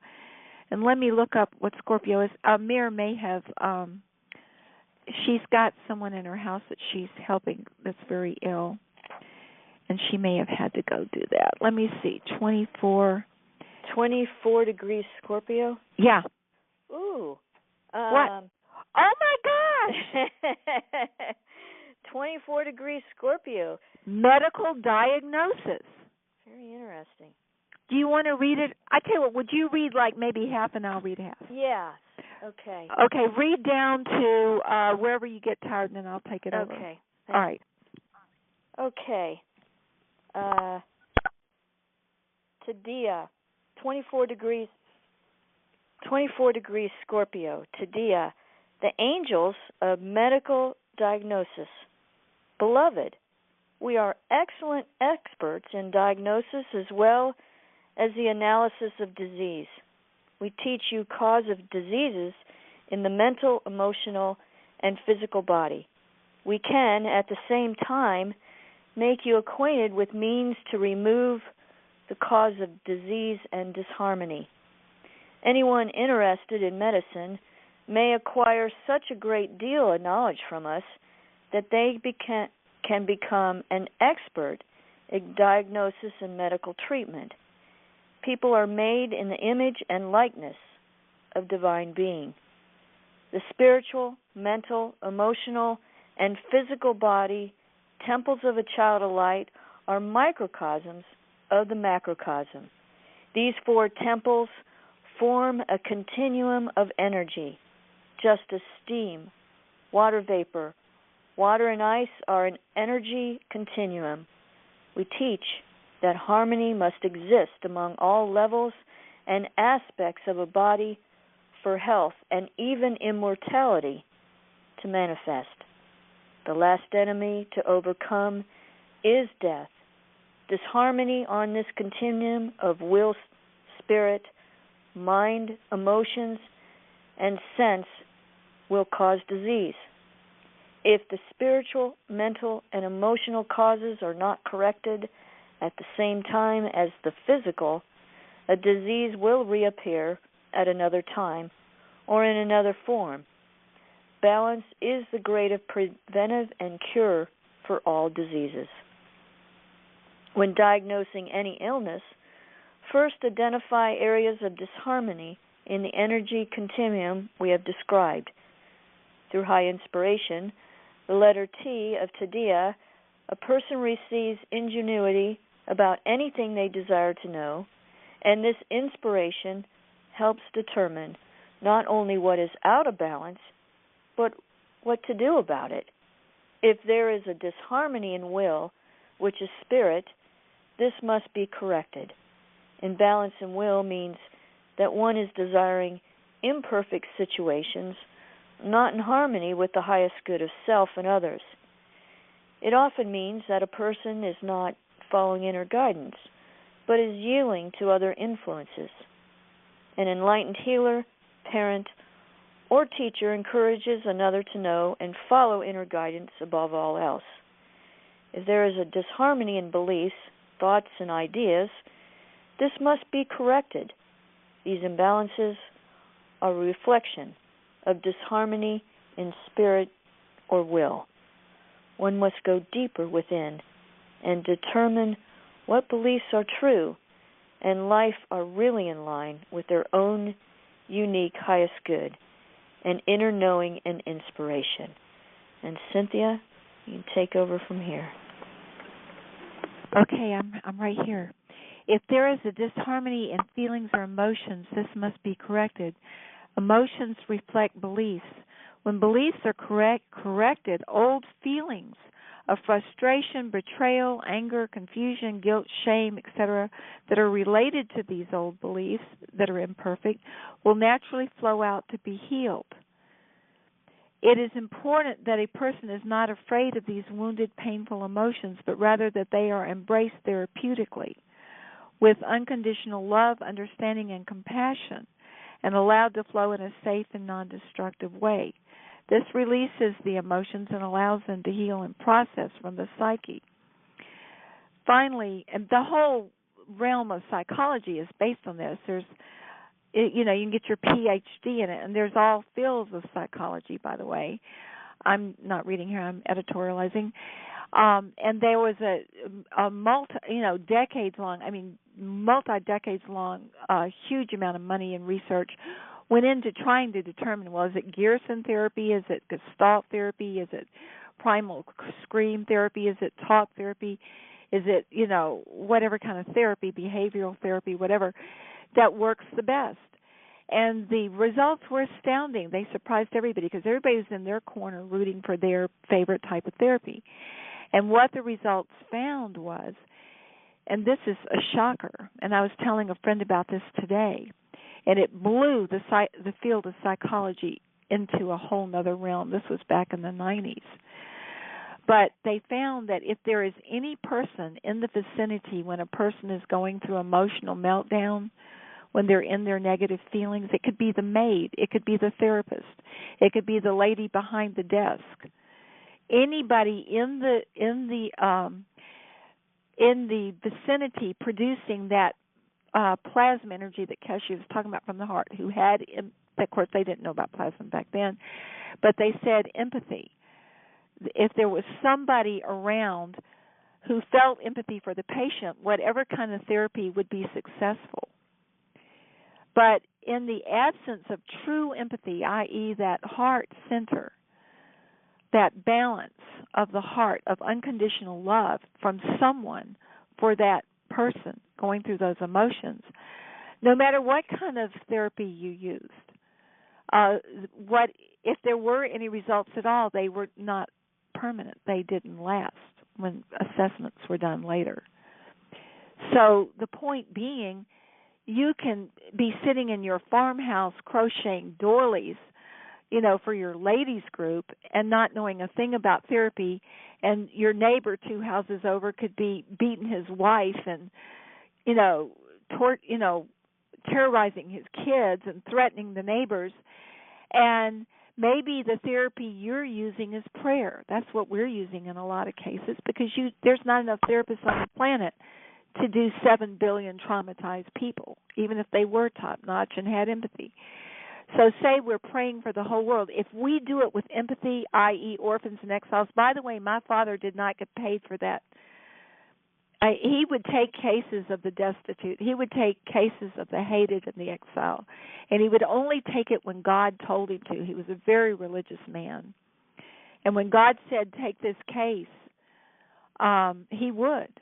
And he had that high reputation, which made it even worse because more hated and exiles came to him because he was their last hope. And he won 80%. And a lot of them didn't pay him. So, we lived okay. I mean, he had enough paying clients to where we lived fine. But we didn't drive fancy cars. And our house was very modest because of that. He did one case, oh my God, I could tell you cases after case of old people getting ripped off of their money where he would have to have the FBI following all of us and stalking our house because of death threats, that if he pursued the case that we would get, the price would be his own children and his own house. And so fortunately, he was good friends with the police department, with everybody actually, and he had friends he could call in favors. And I remember there was a car parked across our house at the library with the headlights facing us, but it was dark.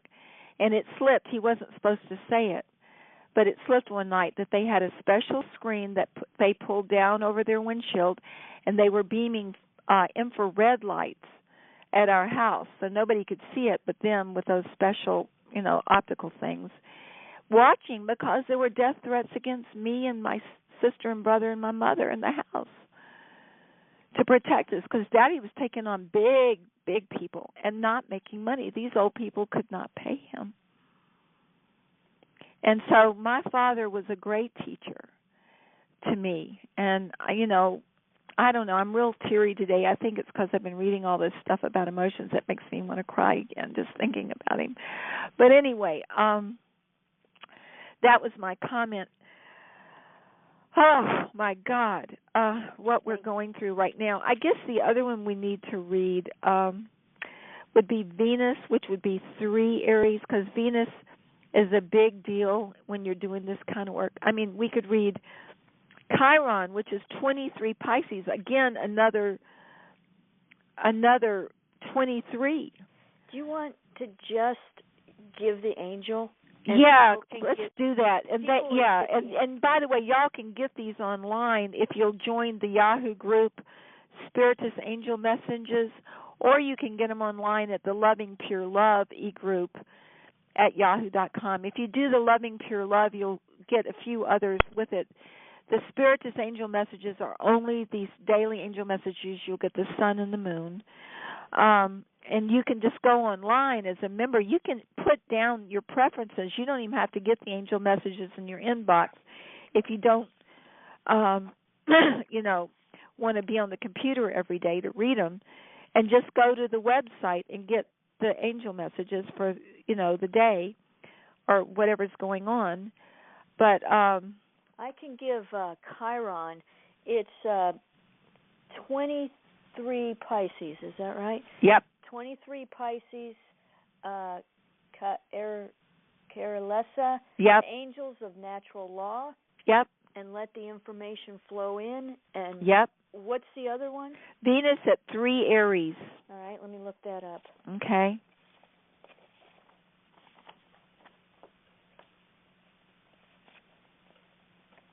All right. And by the way, y'all, natural law is what the Indians taught, how to walk softly upon the earth. Natural law is in those indigenous communities where they live in harmony with their environment and they're happy and they don't have any, next to nothing,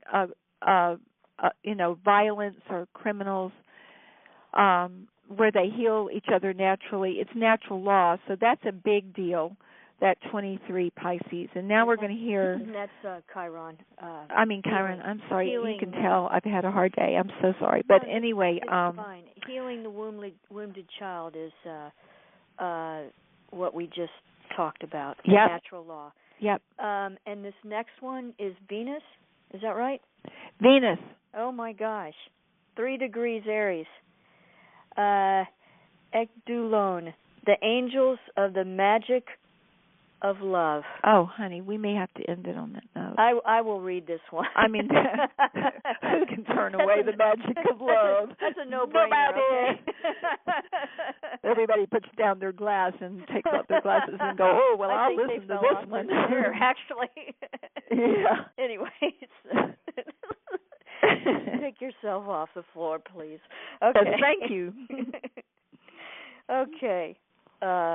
Beloved, the power of love to create any new reality.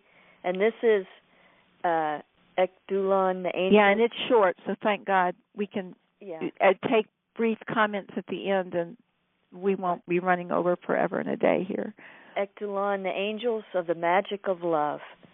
Beloved, the power of love to create any new reality for the highest good of all can be understood through the virtues of the 3rd degree of Aries.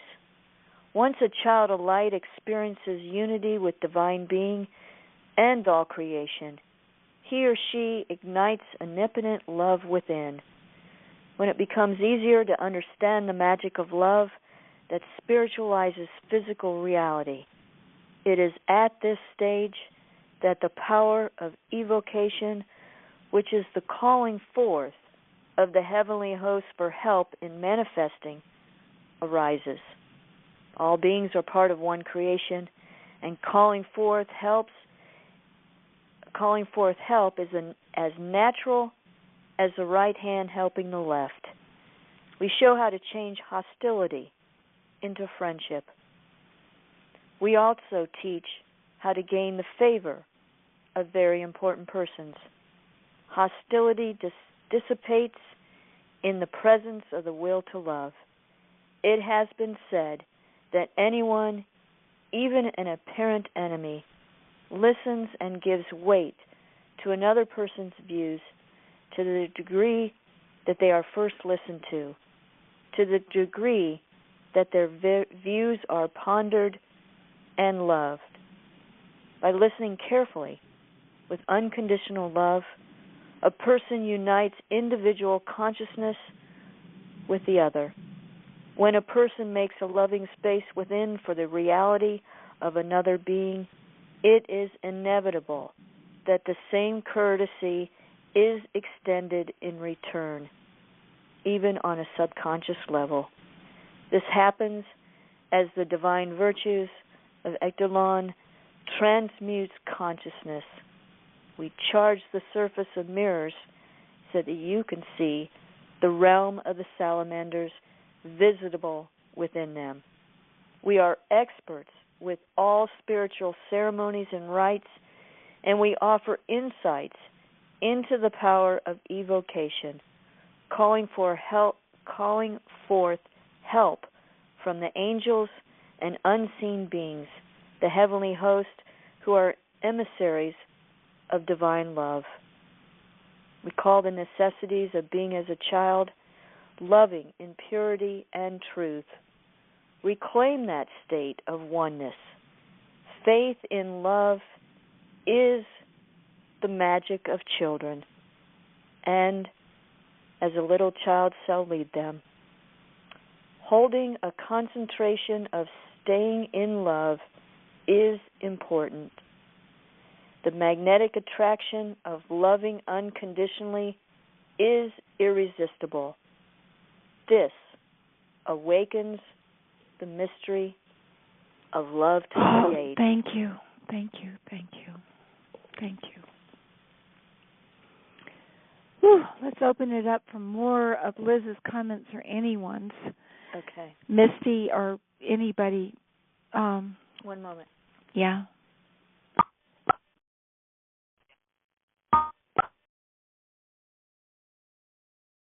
Okay, the lines are open. Anybody want to star 6, just come on in and you've got the floor.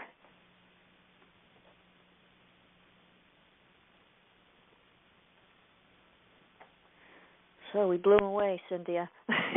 Or the angels blew them away. The angels blew them away. It is pretty high energy, I tell Praise the Lord. Being blown away at night when you're about to go dreaming, right? Misty, right. Number 23:1, dreams. May your dreams be beautiful. And if they're not, if they're nightmares, for years I had nightmares back in the day before I met Michael, my husband that died 11 years ago, who was a psychologist. And then I learned to clear my feelings. Now my dreams are really nice, and I write them down. They're prophetic, blah, blah, blah. But I had to go through a lot of emotional clearing. So if your dreams are upset nightmares, just love those feelings and call forth help from these angels. Oh, goodness. So this will give everybody a good night's sleep. If there is anyone who just forgot how to hit star 6 and wants to say anything, speak now or until the next call, hold your peace. I don't hear anybody clicking in. It looks like we're all asleep. We must have put everybody to sleep. Well, a beautiful lullaby to put people to sleep by is great. It's pretty high energy. I mean, I tell you, it's absolutely beautiful. And, you know, I wanted to make one comment. In my training, we looked at different types of energy. We looked at lower energy, and then we looked higher energy with that. And, of course, the lower energy always came up to the higher energy. It has to. And that higher energy, as we just put on our screen, but it can be, of course, as you said, with prayer, with meditation, with an open heart, and empathy for someone, and actually clearing of energy too, clearing of our emotions. That brings us to a higher energy. Yeah. So it's given, and also with this energy coming in, we also have grace and mercy. Yep. And there is a melting and of barriers, and within and without, and that is what is. We have so much help, as been said before in this talk, and also I keep bringing it up with the solar eclipse. The South Node is assistance, and that is bringing us forward and victoriously. Yeah, and when you have that eclipse, a whole 30-day period of learning is compressed into a few minutes. So it makes this huge shift in consciousness. At least that's what, anyway, so we're in for some beautiful miracles of love, folks. And on that note, I am going to play continuation of inner guidance, which is so important. And you want to say goodnight, Cynthia? Oh, guys, I love you. Thank you for this call, Liz, and Misty for that beautiful reading, and everyone that comes on, and the Monday night calls and Tuesday night calls and Wednesday night calls. We are so blessed.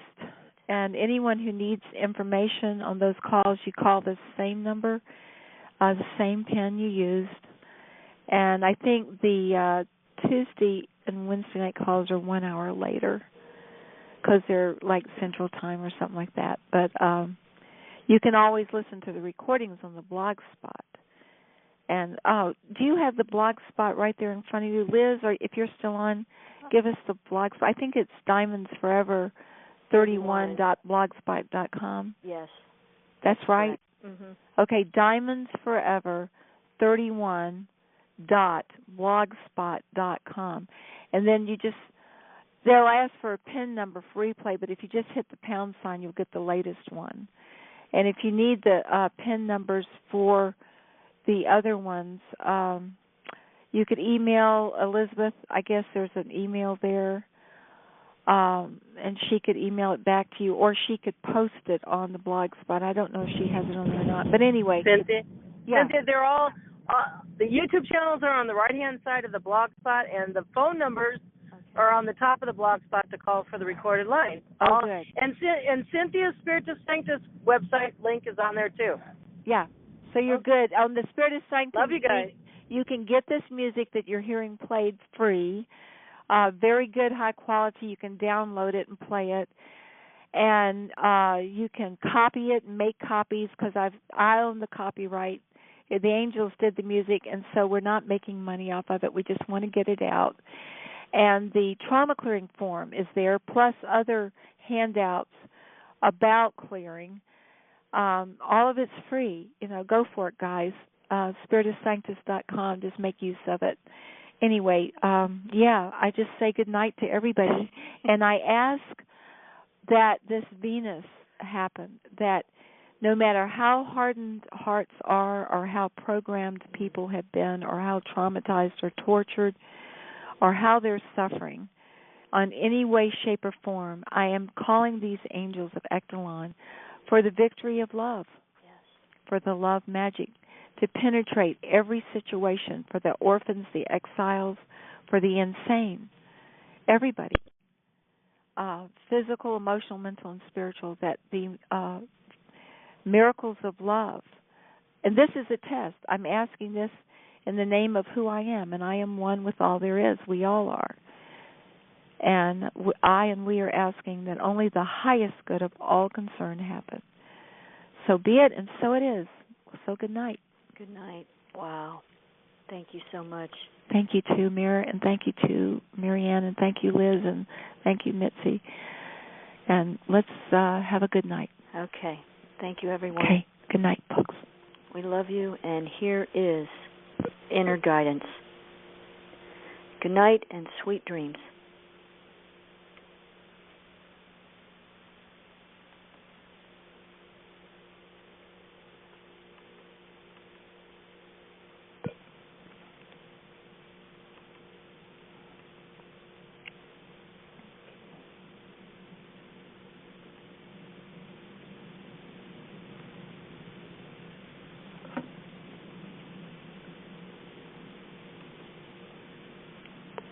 Well, due to technical difficulties, we're just going to say goodnight. Well, that's 23 Aries chaos. And as we know, with that 23, it's all going to work out just fine. So good night, everybody. Bye, you guys.